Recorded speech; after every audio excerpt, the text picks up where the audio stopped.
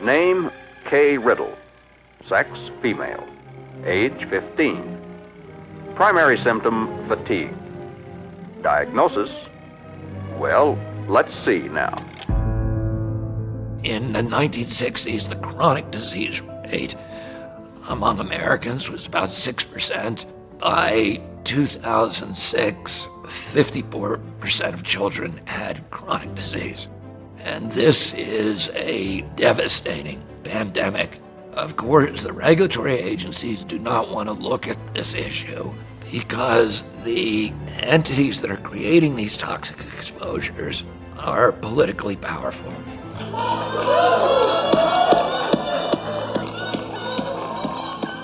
You're asking me to not sue drug companies, and I'm not going to agree to that, drug Senator. companies as much as you want. I'm not going to agree to not sue drug companies or anybody. I need to enter in the record, these are just 11 letters of support signed by 63,000 people, thousands of doctors. A lot of them are Democrats. They put their political differences aside. So, Mr. Chairman, I'd like to enter this in the record. Very early on, I was doing the unofficial whip count for Bobby Kennedy's nomination and confirmation. His nomination was obviously a close call. But there's a huge effort by the pharmaceutical industry, by other interests, to block individuals like Bobby Kennedy. They just don't want people asking the questions. They don't want to know the root cause of chronic illness, because if we find out what it is or what the factors are, that could disrupt the multi-billion-dollar business models of all kinds of different industries. Whoever funds research gets the results they want. And that's really what Bobby Kennedy has to address, is the corruption and capture of our federal agencies. As he said in his confirmation hearing, he basically has a PhD in corporate capture. He's been suing these government agencies and these big corporations for decades. A lot of people worldwide have had their eyes opened to what's been happening, and they're demanding answers. Chronic disease accounts for 92% of deaths in this country, and almost nothing is studied at NIH about the etiology of our chronic disease epidemic. But right now, the money is going to infectious disease. But I get your point. It's an interesting point. The entire emphasis of the medical establishment in the past 20 years has been on infectious disease control. 8% of deaths in the United States are on infectious disease. 92% are on chronic disease. The word chronic disease did not appear in the Biden administration's HHS priority document. The word diabetes did not appear in the entire priority document for the Health and Human Services Department. The word obesity did not appear. If you take a broad view of what's happening to the American people, we are being absolutely destroyed by chronic disease.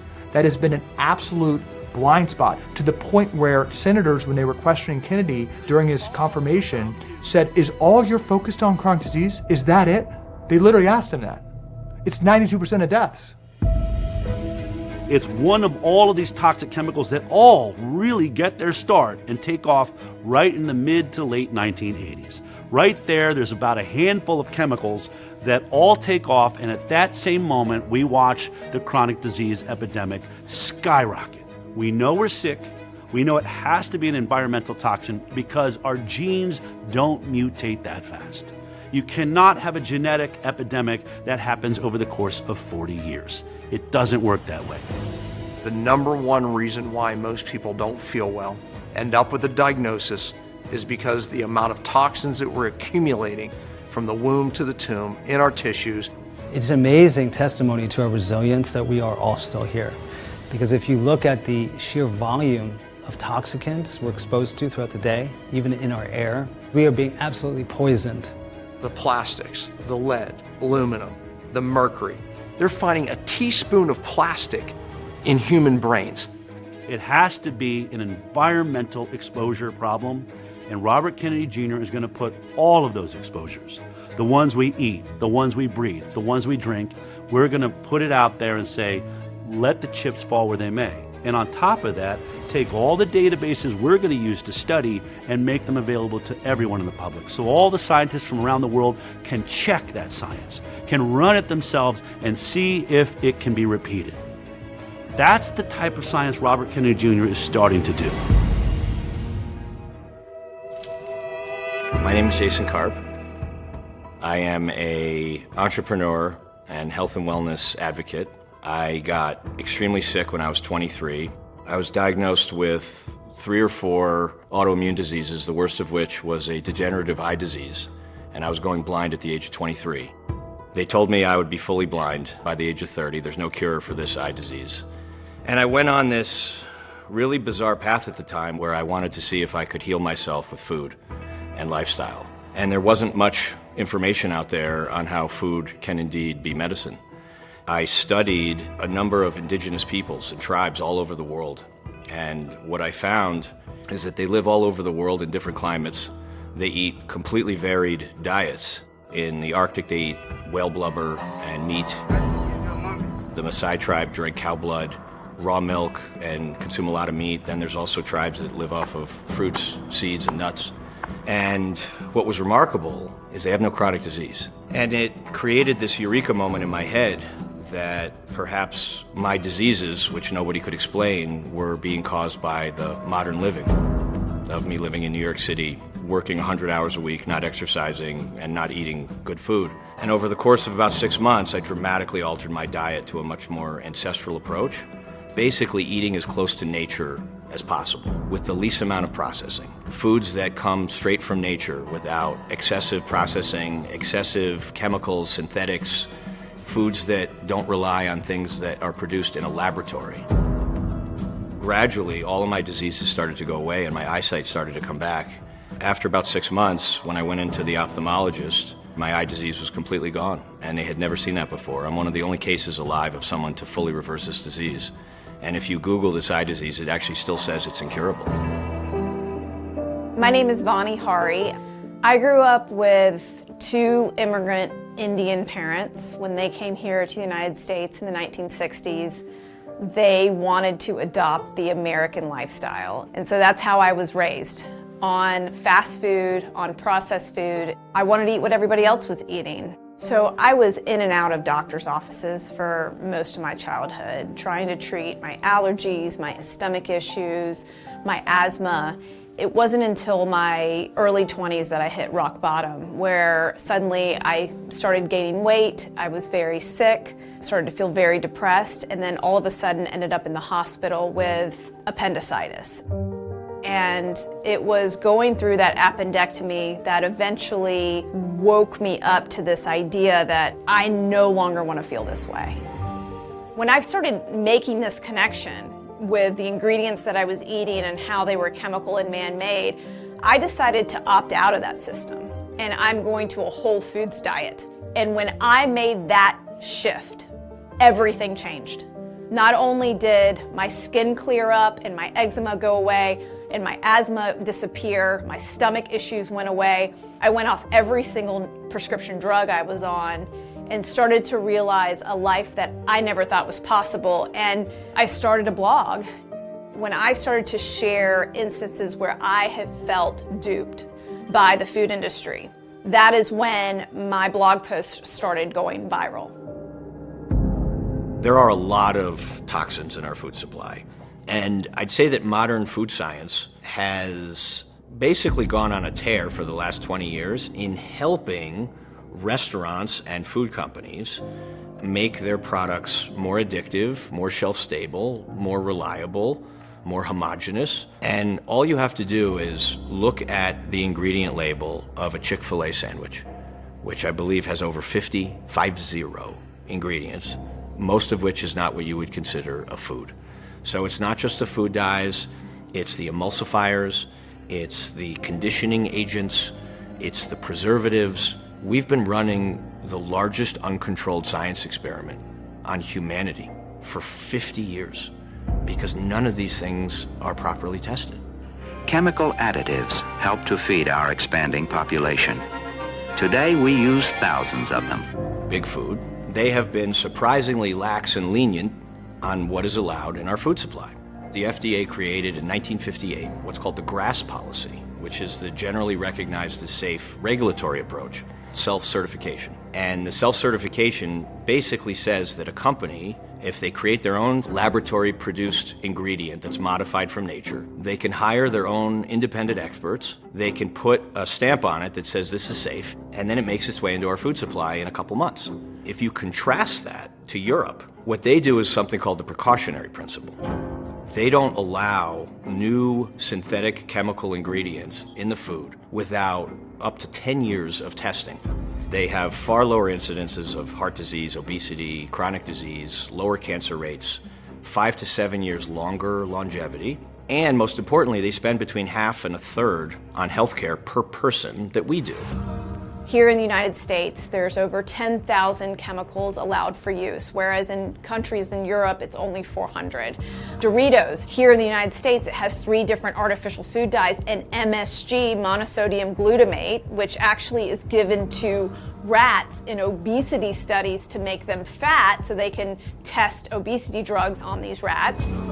Gatorade here in the United States has red 40 and caramel color level 4 that's linked to cancer, but in the UK it doesn't. Why are we giving our American children these extra chemicals that are harmful here in the United States when these food companies have already figured out how to reformulate their products without these ingredients in other countries using safer alternatives? Why is it citizen activists like me trying to hold these companies accountable? Why isn't it our politicians in Washington doing this work? Many of the things discussed today, I think there is a nuanced debate. But with artificial food dyes, they have shown all over the world that they can use colorants that come from fruit. This is the Canadian version. This is the brightness of the Canadian version, just for visibility. And this is the brightness of artificial food dyes. Artificial food dyes make the food brighter, and they're cheaper, and they're more reliable. And they make it brighter so it attracts children. When kids are presented with 2 bowls of cereal, one is neon bright and one is more muted, they not only are attracted to the brighter one, they'll eat more of it. So the Kellogg's Fruit Loops in Canada has no artificial food dyes in it. It has colorants that are derived from fruits and vegetables. And you could see the stark difference in the colors of the Canadian version and the US version, which was basically neon. And what was so amazing about that was that most of the people in that room, including members of government, didn't even know that these companies make a safer, cleaner version for all these other countries. Because in these other countries, these ingredients are either banned or they require cigarette-like warning labels that says this may contain ingredients that is known to cause behavioral disorders and learning disorders in children. And so all of the big food companies don't want that kind of label on their food. And so they just voluntarily chose to remove it. Except in this country, we don't have that option. The artificial food dyes. These food dyes are made from crude oil. It's literally crude oil. That's what the food dyes are. That's what makes the food neon blue or bright red. There's no nutrition or purpose for this other than the fact that kids love to see that food that's glowing. But according to the FDA, they're called safe because the FDA allows food companies to self-police. The food industry and the healthcare industry have built the largest lobbying organizations that have more scientists paid off to defend them than any industries in human history. So the tobacco industry was a massively powerful force in American politics. I think it was something like 8% of tax revenues in the 50s were from tobacco. It's a very culturally important product for America. So you had a huge political base and you had a similar dynamic where they had been able to buy off and just kind of own a lot of the medical establishment to where you had ads in the 1960s saying how doctors thought smoking was healthy. It's a very analogous thing to what you have with ultra-processed food right now. When the political pressure led the medical community to actually have a soul on this and actually say what was true, it did change behavior. So in the 1990s, the cigarette industry owned 40% of the US food supply. Once the cigarette industry bought ultra-processed food makers, they actually shifted their lobbyists from the smoking account to the food account, lobbied for the food pyramid, bought off the USDA Nutrition Guidelines Committee to where they essentially recommend ultra-processed food, and then ultra-processed food consumption actually skyrocketed as smoking rates went down. Interestingly, cancer rates also went up. The tobacco companies shifted their focus. They started to buy the different food companies like General Foods and Kraft, And they shifted those scientists and those resources that they used to addict people to cigarettes to now to food. And so a lot of that technology is actually flavoring technology. And so this is one of the reasons you see either artificial flavor or natural flavor added to the majority of processed foods in the grocery store, because it's that flavoring component that triggers your brain into remembering that flavor and wanting to eat more of that product. What's this? My nose detects something new that's delicious, so I must follow my nose. And it literally takes over your taste buds and your entire olfactory system so that your brain can't stop eating and doesn't know when it's satiated. And then you end up overeating, and that's what ends up leading to these chronic diseases. And that's what the problem with ultra-processed food is. When you look and see all those chemicals you can't pronounce, the problem is those chemicals are a science experiment specifically and explicitly designed to hijack our evolutionary biology and satiety signals to make us want to eat more. We are all getting sick from chronic disease and treating those diseases in silos, but those diseases are all connected by a poisoning of the American people.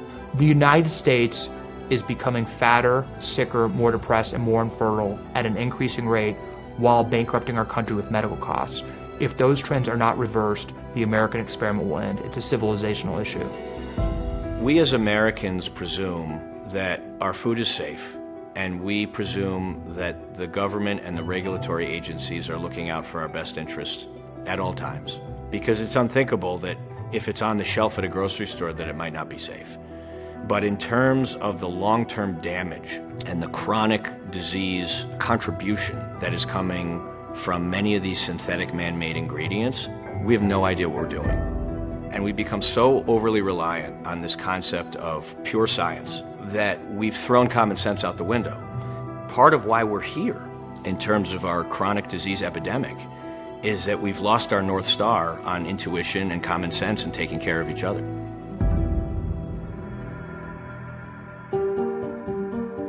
I'm Dr. Kate Shanahan. I'm a family medicine doctor, board certified. And for the past 20 years, I have been trying to help my patients with the root cause of people's health problems. And around 2 years into my practice, I myself got really sick. I had to question everything about nutrition in order to heal myself. And that's where I discovered medicine took a wrong turn, with the idea that cholesterol causes heart attacks. And it has implications that affect every aspect of medical science, every specialty, cardiology, dermatology, orthopedics. It has implications that affect every aspect of our health, every aspect of our body. Cholesterol is a nutrient. Cholesterol doesn't cause heart attacks, but doctors believe that it does. So all of nutrition science has been fatally distorted because of this adherence to fear of cholesterol. And that's where we invite the seed oils into the conversation. So the thing that we learn as medical students is that saturated fat is bad. It raises your cholesterol. The fats that lower your cholesterol are the polyunsaturates, which are the ones in seed oils. But when I started thinking about knowing that the polyunsaturates are actually very fragile, prone to oxidizing, and when they oxidize, that's really bad. When you break a natural molecule, you turn it into an unnatural molecule that can be very toxic. But when you look at the chemistry, saturated fat is very stable, and it can even protect you perhaps from having a heart attack. So there was this disconnect, and I had to resolve that. And that was when I realized that I had been bamboozled. So the rise in consumption of vegetable oils really is the biggest increase of consumption of any food product over the course of the 20th century. You have to understand, vegetable oils were new to America. They were not part of our diet until the early 1900s. Before that, like every Western country in the world, we cooked with butter and lard, period, and some tallow and maybe some suet, that's beef and lamb fat, but mainly lard, which comes from pigs, and butter.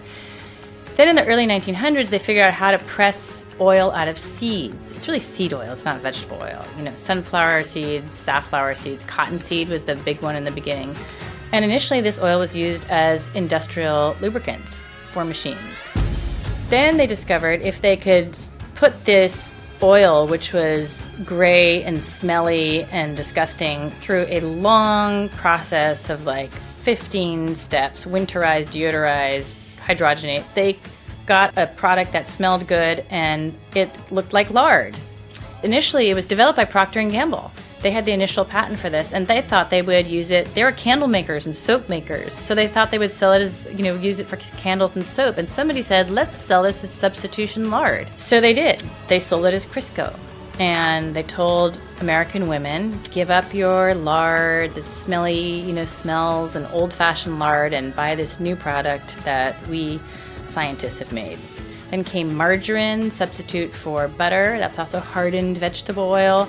The oil itself, they couldn't figure out how to stabilize that. So not until the 1940s did they figure out how to sell oil in bottles, like Mazola oil and Crisco oil. And those products really became the staples of American kitchens. You know the chief killer of Americans is cardiovascular disease, disorders and degeneration of the heart and blood vessels. Something happened after World War II, the increase in toxicity and the change of fats that we thought were healthy. Well, there was a study done by a guy named Ancel Keys, and good old Ancel meant well. It was called the 22 country study. And the whole point was let's look at these countries that have an increase in fat in their diet, specifically cholesterol and saturated fat. And we're going to see a correlation of heart disease. Well, it kind of didn't work out the way they expected. So they cherry-picked 7 countries, and the data just wasn't what it was, because the fact was the countries they let out were actually eating very high saturated fat diets like France and some others, and yet they didn't have the correlation of heart disease. Matter of fact, very low even to this day. But that turned the way our government bodies, protective bodies, looked at what fats were dangerous and what fats were healthy, right? So the shift was to these polyunsaturated fatty acids, vegetable canola oil, soy oil. The fact is these oils are very dangerous because they turn rancid very quickly. So these rancid omega-6 fats that are very sensitive to heat come in and they go right where they should, into the membranes. But the problem is they're adulterated, as the scientific literature says. They're rancid. And what they do is they cause the cell membranes to inflame. They cause the cell membranes to really lose something called fluidity, which just simply means they don't function the way they should. So these bad fats are coming in and going where they should, but they're bad fats, they're adulterated. And that's why it's affecting the health of humanity. And by the way, in the mitochondria, that's where you make energy. These fats are so important in that membrane of the mitochondria, our powerhouse of the cell, that they disrupt how we make energy. So now we don't think clearly. Right? If we don't make enough energy in the cell, we start to lose the detox capability of the cell. And now toxins build up in the cell and bad genes start to get triggered. So this fat change was a big mistake by humanity. And unfortunately, it seems like once something gets locked into government, it just doesn't back up. Right? So fat became evil, especially saturated fat and cholesterol.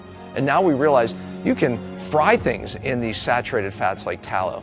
Now, newer studies are showing that these fats are actually stabilizing to the cell membrane and even stabilizing to the hormone receptors, and they stabilize our cells in general. And they're actually really important for our health and, in fact, safe to heat, unlike these polyunsaturated seed oils. The problem is, when you've been eating seed oils, your body fat has too many polyunsaturates. What does that mean? Basically, it's inedible to your cells. Your cells can't get energy out of it efficiently. So they burn just a little bit of your body fat, and they need to burn something else. So they go after sugar. Unfortunately, there's not enough sugar in our bloodstream, so we run out of sugar, and pretty soon, we start breaking down our muscle. You lose muscle mass. You also lose bone mass. Your body fat composition is changed. You have 5, 10, 20 times more polyunsaturates in your body fat than it can possibly use for fuel. And polyunsaturates, what do? When your cells try to burn them for fuel, they shut down the energy production. So basically, seed oils poison our metabolism, so we can no longer get energy from our body fat, and between meals, we get hungry. That's why we have an obesity epidemic. When you poison our metabolism this way, doctors will diagnose you with hypoglycemia, and they will tell you you just need to eat or snack more often. That is not the solution, because the cause is your damaged metabolism. That rewires everything about how our brain works. So we're in this state here where between meals we are stressed, and we feel stressed unless we get sugar. So that's a recipe for a dysfunctional relationship with food. That can start happening at age 2. All the polyunsaturates from the seed oils in the food supply change breast milk composition. Children now have too much polyunsaturates in their diets, so they can't burn their own body fat normally the way babies are supposed to. This is a profound change of human physiology. We don't feel normal unless we are consuming blood sugar raising foods. People don't understand that cholesterol just doesn't float around our blood. It needs carried in a little vehicle called a particle. The more particles you have, actually, the more at risk you are for driving inflammation of the arteries and therefore heart disease. But that's irrelevant to your total cholesterol, meaning you could have a 400 cholesterol and have low particles. And people go, oh, okay, yeah, you're not at risk. Or the size of the particle matters, meaning smaller particles are more damaging and drive more inflammation because they can get into the lumina of the arterial wall and drive that inflammatory process because it oxidizes. So the fact is that the particle number, more is not better, and the size. So in this case, bigger is in fact better. The bigger particles are less damaging. So we need a test called an NMR test, and that shows the particle number and the particle size, which actually matters more than your total cholesterol. Nature makes LDL cholesterol for a reason. Nature's LDL particles have a benefit. They feed our immune system, they feed our brain, they feed all the tissues in our body that need cholesterol for their cell membranes to function normally. If we zapped the cholesterol out of all the cells in our body, we would disintegrate into a liquid pile because cholesterol helps our cell membranes stay semi-solid. It just helps them maintain their integrity. So it's absolutely vital. It's so vital, in fact, that before a cell will divide, one of the key metrics that the cell looks for is, do I have enough cholesterol? And if there's not enough cholesterol, it won't divide. I think we should get rid of the term high cholesterol and change it to normal cholesterol. But the problem is we have billions of dollars selling medications that lower cholesterol. You know, if that worked, well, we would see an absolute shift in the numbers. Just thinking logically, right? Where you have, the number one killer in this country is still, in fact, heart attacks, and strokes. Wouldn't we see a shift with this miracle of statins and cholesterol-lowering medications? Well, we haven't. Why can't we shift? Why can't doctors look at these numbers? Because they're being told high cholesterol, here's the antidote. High cholesterol, high LDL, here's the antidote, right? It works real well in the system, but how's it working out for you and I, or the populace as a whole? It's not working out at all. When I'm educating doctors or the public alike, I draw a cell. My saying is you have to fix the cell to get well. What's the first step that we have control over, okay? Because the oil that you use determines the health of that membrane, right? It's like, so we all need an oil change and we can do it Monday. The oil changes, go back to the old way our grandmothers did. Go back to saturated fat. Don't worry about cholesterol in your diet. Seed oils, it's in everything. Here's the problem. Even when you go into a health food store and you start reading ingredients, you'll see sunflower oils, safflower oils, and most of those are rancid. Everything people are eating, every processed food, every restaurant. When we go to restaurants, we tell them we're allergic to vegetable and canola oil because that's typically what they're using. They're rancid, adulterated fats that make their way into our membranes and affect our health hormonally, affect the way we think, affect our energy process, and that is the dangerous effect. And we're all being affected. So even when you're shopping at these stores, so one of the things I always have to teach people is how to avoid these. You have to look at the labels and be able to look for these seed oils. Now, things like avocado oil, much better, right? Now you're seeing potato chips and other things fried in tallow, which is that saturated fat that we used to fry in. This is what our grandmothers used to fry in. So we're going back to that. Even restaurants now, they're doing their fried food in tallow. Restaurants don't make a shift, do they? Until enough people come in and say, we want pure olive oil, right? And by the way, you know, when you go to Europe, it's a very different story. They are not using these oils like we are in the United States. And these oils are absolutely devastating our health. Any better restaurant will say, okay, yeah, we can make that in pure olive oil, or we can make that in pure butter, right? So they'll make a transition. Butter is a very stable, saturated fat. It doesn't take heat as well as lard, but it's still much better. If you're going out to eat, you know, there's so many places that will do it correctly for you or already do it correctly. So we're seeing a shift, but the average person doesn't know. Diabetes and other mitochondrial diseases are now costing America more than our military budget. We are poisoning ourselves. And it's coming from, you know, principally these ultra-processed foods. And what we're trying to do, and this President Trump wants us to have radical transparency and to incentivize companies like this one to switch to traditional ingredients like beef tallow. Steak and Shake just switched out. We're very grateful for them for RFKing the French fries. They turned me into a verb. This generation of our kids is the first generation in 200 years that is going to have a shorter lifespan than their parents. It's a moral issue. It's a financial issue. The healthcare costs are going to sink us. And the only way that we're going to solve it is by changing what we eat.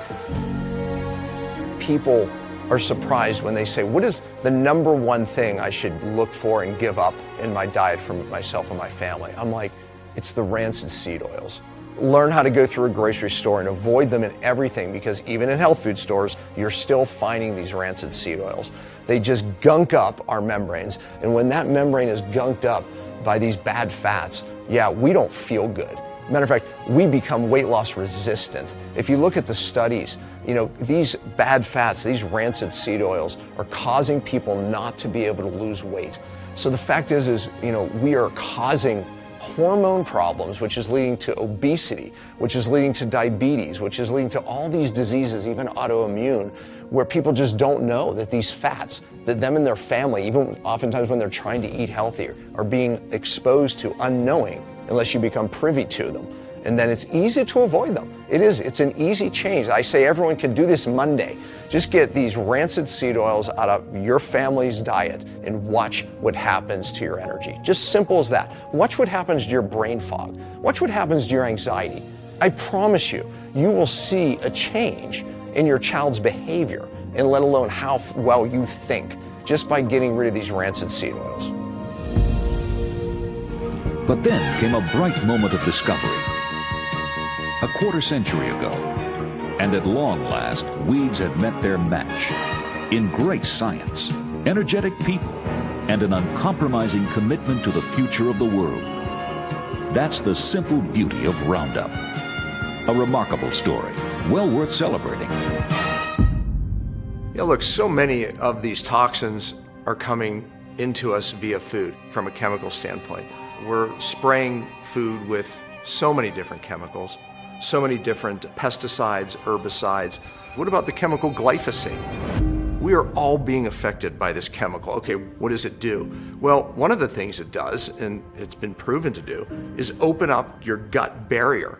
And what does that mean? That means that undigested proteins are crossing from your gut into your bloodstream, and it's causing food allergies. It's causing hyperimmunity, autoimmune, I mean, all these things. And of course, there's links to the chemical in cancer. If people Google Nancy Swanson and glyphosate, you'll see graphs of different conditions from Crohn's, IBS, I mean, you name the condition, and you'll see this escalation with the chemical glyphosate that they started spraying in the late 90s. In these graphs, you see these conditions just rising like this. Why? Because it's not only toxic in itself, this chemical glyphosate, but it's making these other chemicals that we already have in us and exposed to even more toxic by allowing them to cross the gut barrier and the blood-brain barrier. So all of these problems we're dealing with just in our food supply. So they developed Roundup Ready corn, and that corn, you can pour glyphosate all over it and it will do nothing to it. and you hire one airplane and they fly over the fields, they saturate the entire landscape with glyphosate. Everything dies except the Roundup Ready corn. And within a couple of years, 90% of the corn, 95% of the corn in the United States is now Roundup Ready corn. And then they developed it for soybean and for barley, for sorghum, for a lot of other plants. And then around 2006, they discovered that if you sprayed it on wheat late in the season, it would desiccate the wheat. In other words, it would dry it out. So all the wheat in our country started being sprayed that year in 2006 with glyphosate. And that's the year you saw this explosion of celiac diseases and gluten allergies and all of this stuff, and then severe damage to the microbiome. Because it's designed to kill plants, and there are structures in your gut biome that are critical structures in your gut biome which have plant-like metabolisms which are destroyed by glyphosate. Why'd you decide to cook so late? It's almost 1 a.m. Would you stir it? How are you feeling right now? Just tired. And it just became this mystery that I kind of had to piece together. Me being a scientist, it helped. Because I would get sort of these data points and then try to put it all together, and then I would go online and research. I don't remember anything about the argument that led up to me leaving the house. My last memory of that day was me sitting on the couch watching television, and I'm in a hospital bed, and I'm trying to figure out what's going on. The nurse is telling me, "You broke your back." He just left the house abruptly and was sending strange text messages. My daughter and I picked her up from school, and I just told her, I'm like, I don't know where your dad is. I don't know what's going on. And then we came down this road by our house. There was a bunch of police, an ambulance. I just asked the woman in front of me, what did the car look like? And I knew it was him. He was diagnosed after the first accident with multiple personality disorder. And he suffered some trauma when he was a kid, and so they chalked it up to that. Okay, it's your trauma that caused this disorder. And I just thought to myself, I'm like, what are we gonna do? I don't know who my husband is anymore. I mean, it's gonna be like a different husband. My daughters and I, we would give the personality a different name. So it was Craig, or it was Greg. We gave the angry one a different name. I said, hey girls, Greg is here. And they'd be like, okay, we're going to our rooms. I just started losing hope, like maybe I'm not supposed to be healed. Maybe I'm supposed to suffer. It was heartbreaking, but just seeing Craig come through, it was unbelievable. We would have moments where we would just cling to each other and just cry. And he just told me, I'm sorry. And I said, it's not your fault. And I said, I'm here for you. I'm here for you, and I'm not leaving. I'm not leaving. And you're gonna come through every so often, and we're gonna embrace that. But when you go away, I'm still here for you. I'm gonna fight. I'm gonna try to find out what's going on. And it was hard. Sorry. It was hard, but we had those amazing moments that pulled us through. And again, God pulled us through.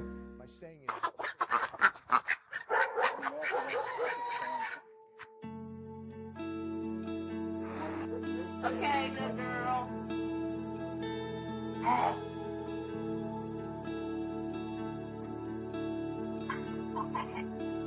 No sunshine.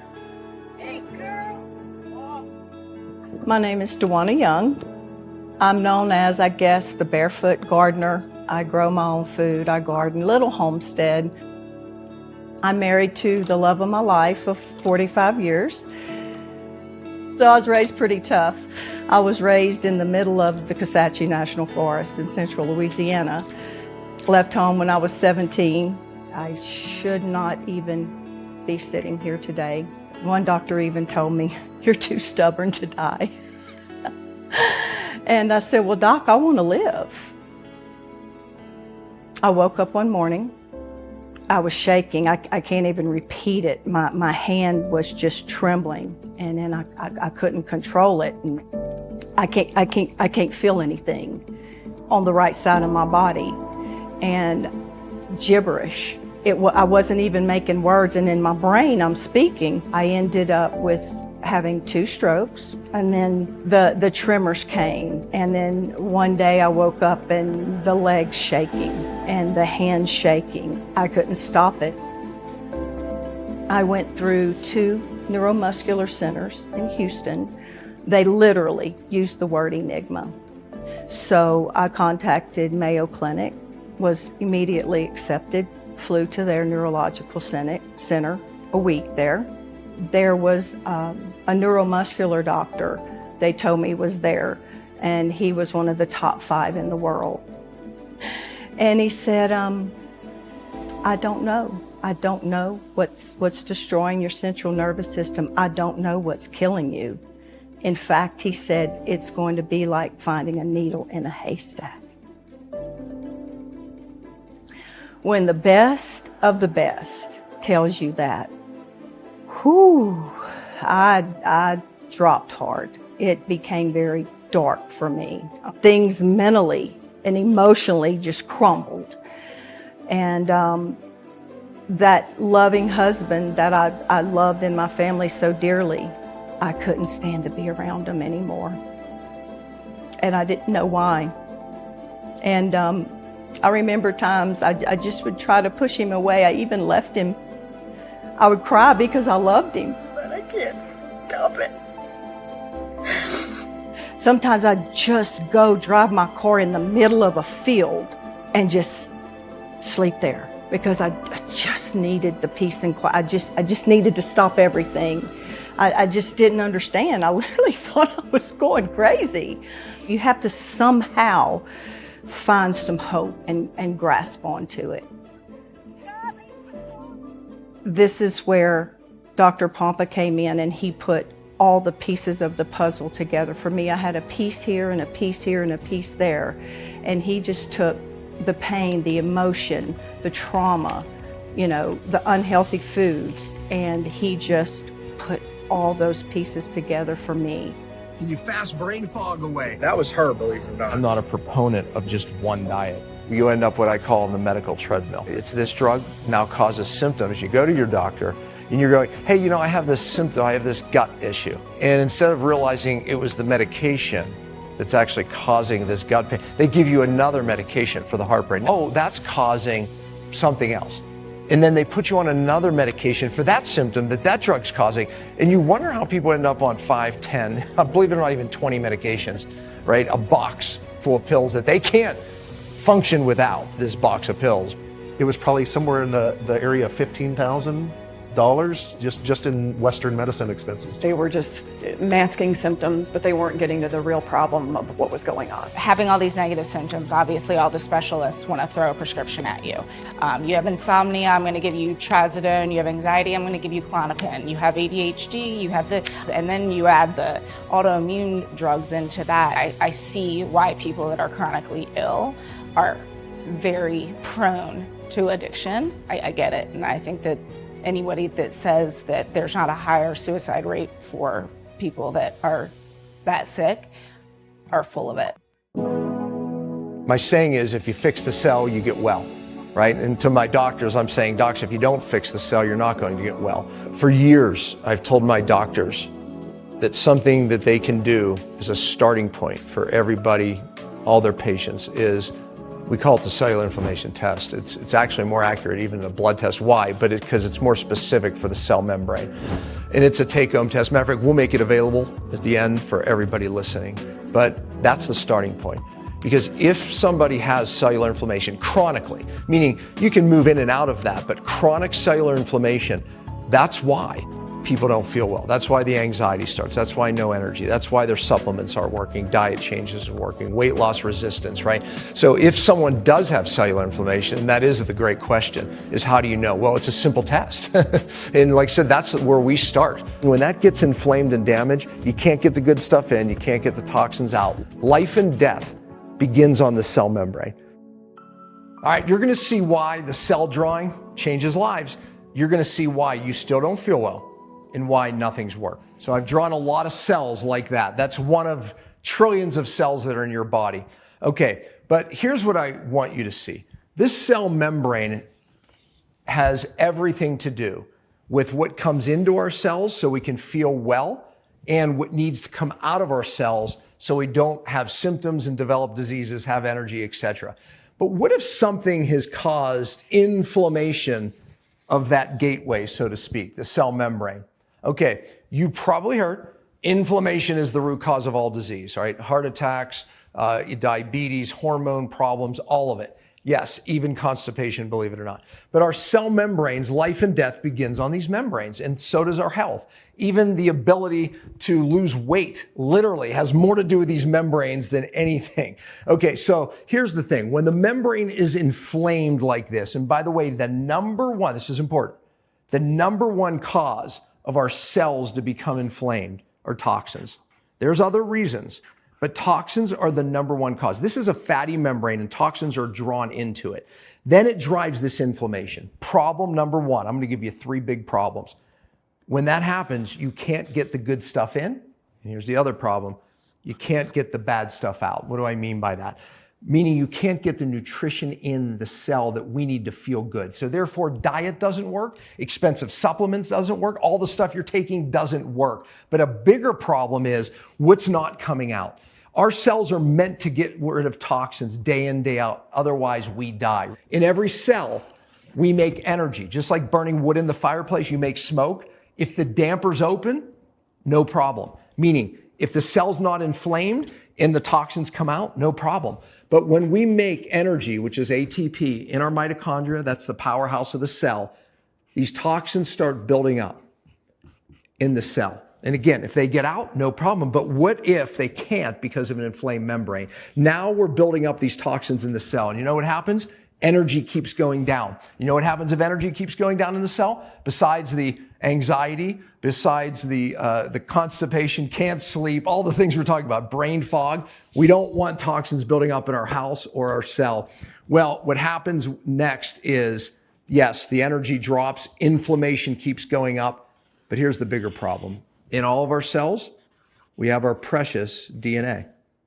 Epigenetics, it's called, meaning you didn't just get diabetes or the thyroid condition or the autoimmune condition because mom or dad had it. It's not that simple. These genes, they get triggered. You turn on the genes. The number one thing, this isn't my opinion, the scientific literature shows it, the number one thing that turns on bad genes is toxins building up in the cell. Okay, so we're building up toxins in the cell. Can't get the good stuff in, the toxins out, but one more bad thing happens, and this is why nothing's working. Every hormone receptor is on this cell membrane, whether it be testosterone, whether it be thyroid hormone, insulin, estrogen, progesterone, doesn't matter the hormone. These hormones have to attach to these receptors, get themselves in the cell or their message in the cell. We feel good. Everything works good. No brain fog, no digestive issues. Do you understand? Our hormones is why we feel good or not. Here's the thing. What if something's blocking these hormones from getting in the cell or their message in the cell? Happened to me. So I had every thyroid symptom. Hair thinning, skinny fat, no energy, constipation, all thyroid symptoms, dry skin, right? Okay, went to my doctor. They measured my blood levels. TSH, T3, T4, all normal. They measured my testosterone. They measured every one of my hormones, normal. That was a bad day. I wanted something to be wrong. This is what they didn't tell me. This is what they're not telling you. Your blood levels can be normal or made normal. Maybe they're giving you hormones because they're like, look, your estrogen's low. Here's some estrogen. Oh, look, it's better in 2 months. I don't feel better, doc. This is what they're not showing you. If it can't get in the cell, this is where the magic happens. The hormone message of the hormone has to get in the cell. If the blood levels are normal and it can't get in, it doesn't matter. We don't feel well, nothing works. Does that make sense? I want to show you one more thing. I had my team put this over here, okay? This is an example of what happens in every cell. So if we have 40 trillion of these, imagine this. Here's where most people are. Here's where I was. Your bucket's full. You know what that's full of? Toxins. So imagine our cells like this. Okay, now here's the problem. A little bit of stress and that overflows. Yeah, that's the anxiety, right? That's the gut problems. That's the headaches, that's the pain, that's the not being able to sleep, a little bit of stress, physical, chemical, emotional, a little bit of more stress in your life, and all that coming out of that bucket is symptoms, right? But what if you could be here? This is where I am now. This is where I was. This is where I am now. Look how much stress I can put into this bucket now. No symptoms. You can be that way, but you have to clear the cells. And it builds up from utero. That's where many of these toxins start happening, from womb to the tomb. And once they hit this level, the only way to feel well again, empty the bucket.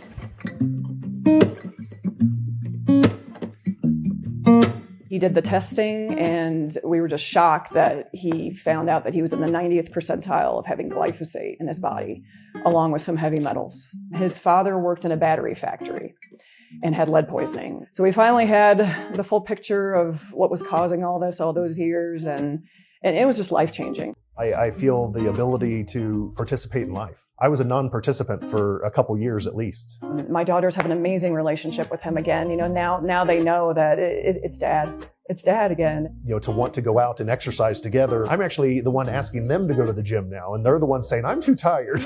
You know, so. When you have all of the world inside. Look outside yourself when you have all of the world inside.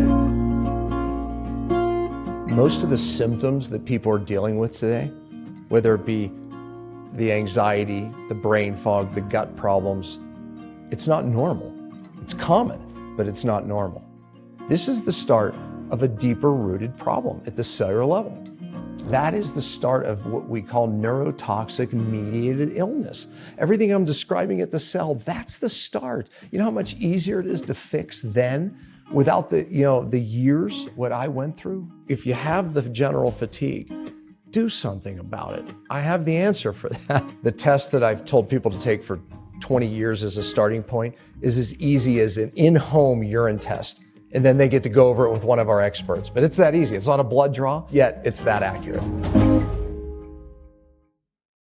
Every person in those stories once stood exactly where you might be standing right now. Confused, exhausted, searching for something, anything that actually might make sense. And for each of them, everything changed when they actually took this one single first step. Not into a health protocol, not into some complex treatment plan, just into clarity.